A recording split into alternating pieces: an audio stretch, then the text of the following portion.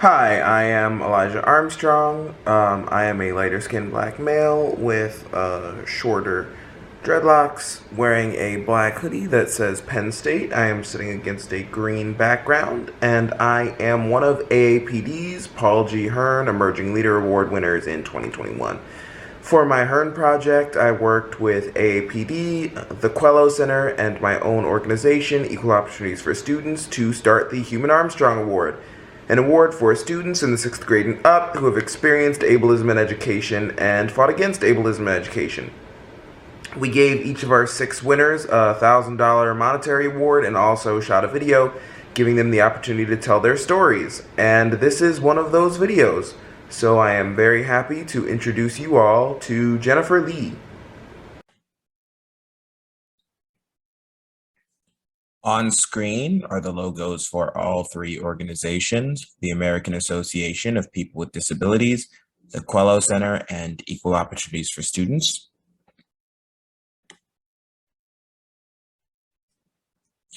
On screen now is the logo for the Heumann-Armstrong Award and white text on a gray background that reads, "Present Heumann-Armstrong Award winner Jennifer Lee," illustrated by Access Gallery. Hi everyone, my name is Jennifer Lee. You can call me Jen. I use she, her pronouns. As for an image description, I am a young Asian American woman with black medium length hair, and today I'm wearing a fun little blazer. And in the background, I'm in my dorm in college with a wall and a few paintings in the background. Yeah. A photo of Jennifer. She is smiling at the camera, wearing a purple shirt, leaning against a railing.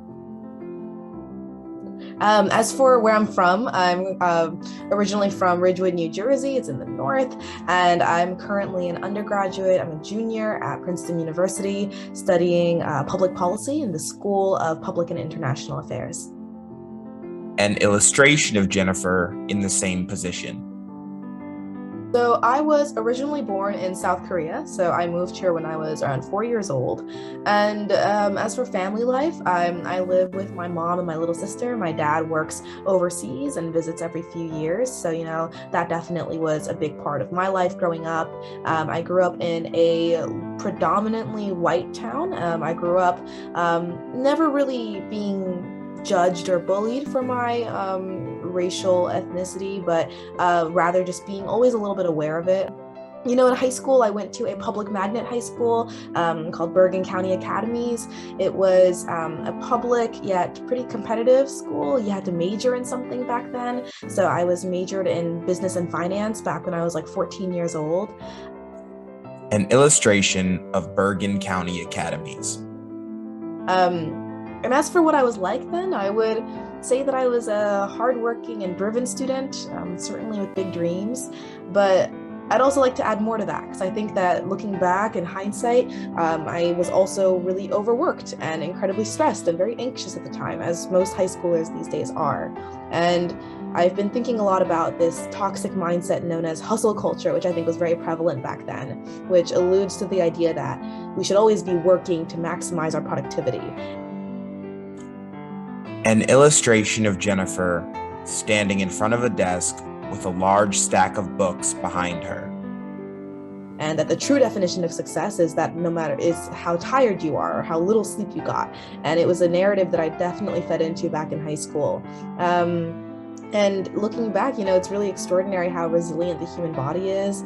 At the time, I had been to the hospital multiple times just from sheer exhaustion and stress and having to undergo surgery a few times in high school. But my doctors had all written away my pain as stress from studying and academics. And so I was told to really calm down and do some yoga. And it was only years later that I found out that I had been fighting an undiagnosed chronic illness this whole time. And so now that I get to look back, it's crazy how all the dots started to connect. An illustration of Jennifer feeling sick as a doctor off screen suggests that she try yoga. I live with Crohn's disease, which is a form of inflammatory bowel disease. It's something that I've spoken quite at length about. And I was diagnosed back in June 2020. And so Crohn's is an autoimmune condition. It's also an invisible chronic illness. And during that diagnosis period, I had progressively gotten sicker. I had lost around 20 to 25 pounds. I was at home. I couldn't do any work. And so it was a really low point in my life, both physically, but also mentally. I think a lot of people don't ever talk about the difficulties of mentally coming to terms with a chronic illness and being in the hospital for so long. An illustration of Jennifer holding her stomach, feeling sick. And so I was really fortunate to have received that diagnosis and to have gained access to the various medications and the different treatment plans that were available at the time. And in terms of reaction from professors and staff, I found that for the most part, people are genuinely understanding. And that might coincide with also the onset of the pandemic and people just being more lenient and understanding with time and with deadlines. But for every professor that goes, oh, I know what Crohn's disease is, like my uncle had Crohn's disease or my receptionist has Crohn's disease.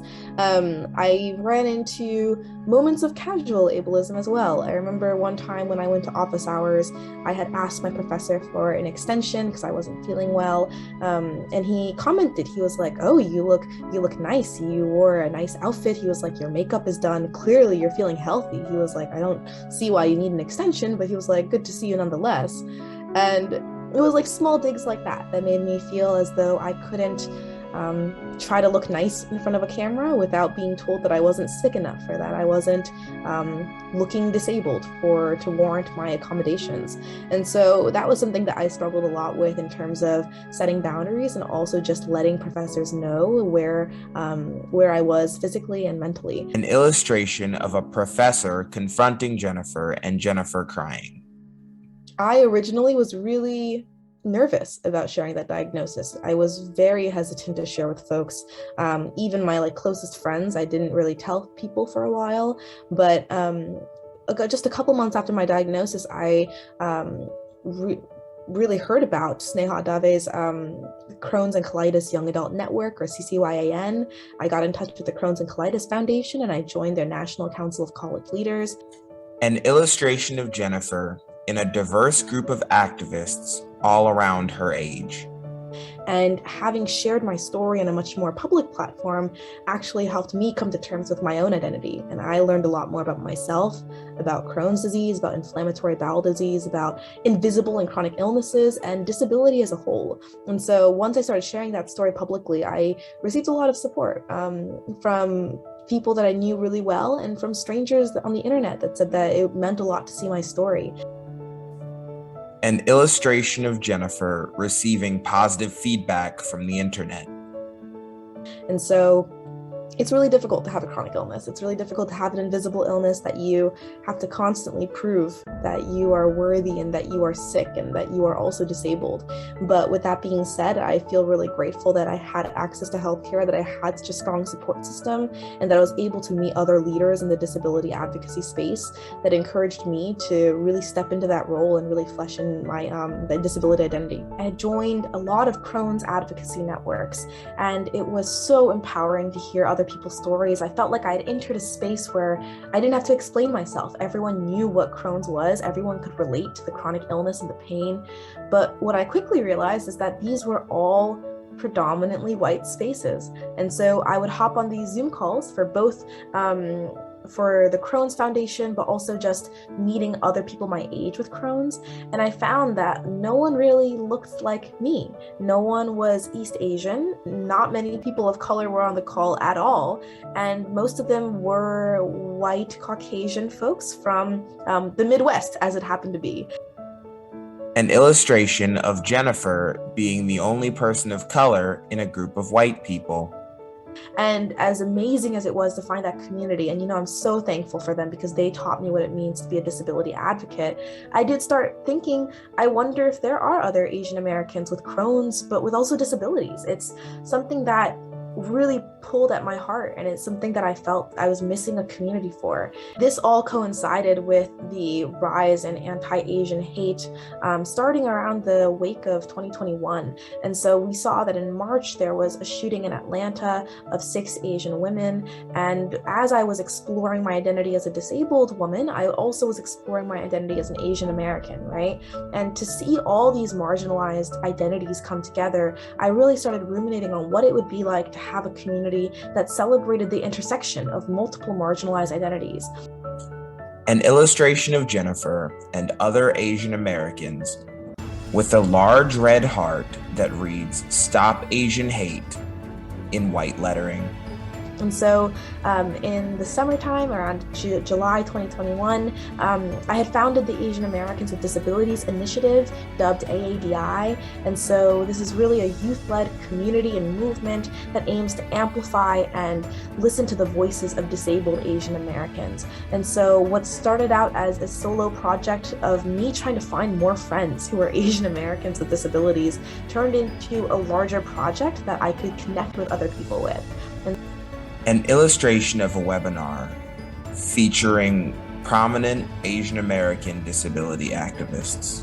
So with the help of the American Association for People with Disabilities, from the Clinton Foundation's Clinton Global Initiative, and of course from my Crohn's networks and my advocacy groups, I was able to really find other Asian Americans that looked like me, that shared my experiences, and were able to really stand in solidarity in terms of talking about how culture, specifically Asian culture, could interact with something as complex as disability identity, really coming from both angles. How do we increase the Asian American representation in the disability community, but also how do we increase the disability representation in the Asian American community has been such a gift, and it's something that I hope to continue pursuing in the future. In terms of what I want to see improved for disabled students, I want students with disabilities from young ages all the way through college and beyond to have the infrastructure in place to succeed in every classroom. That means proper accommodations, that means combating ableism at every turn from both faculty and students alike, and providing community. I think that's so important, to have a space where we can come together and say, having a disability is not the end-all be-all. An illustration of Jennifer standing in a diverse group of people with various disabilities. I remember when I had told an adult about my disability and about Crohn's disease, they were saying like, oh, what a shame. Like, you know, Jen had so much potential. She could have done a lot at Princeton, but it's a shame that she had this disease. And that really stung. It stuck with me for a while because it got me thinking about what it means to succeed as a person with a disability. And having a chronic illness, it certainly has its challenges, and it certainly has taught me a lot about what it means to be disabled, but also what it means to be human and what it means to be well. And I hope that this carries with me into the future of saying having a disability is empowering. It shows that you have community. It is a way to embrace your own identity, but to also help other folks who might not have the same opportunities that you do. An illustration of Jennifer being frustrated as someone older than her condescends to her. A lot of my insecurity as a disability advocate had stemmed from being diagnosed so recently. I was diagnosed when I was 18, and so a lot of my experiences are very different from other folks with Crohn's who have been living with it since they were 5 or 6 years old. But in terms of what advice I would give to younger children experiencing ableism in education, I would say to have conviction in your story. I think your story is your power, and knowing that your vulnerability and that your story and your narrative has the power to really influence others and to really change other people's lives, and to not give in to what other people say, because no one can discredit your emotions, no one can discredit your feelings or your story, and that's what matters. An illustration of Jennifer talking to younger children. Thank you to Jennifer for sharing your story with us. You can find more from her and her organization, AADI, in the description of this video, where you can also find links to AAPD's website, the Quello Center's website, Equal Opportunities for Students website, and all of the other orgs that have allowed this to happen. There are also 5 other winners of the Heumann-Armstrong Award if you want to click around and learn more about them.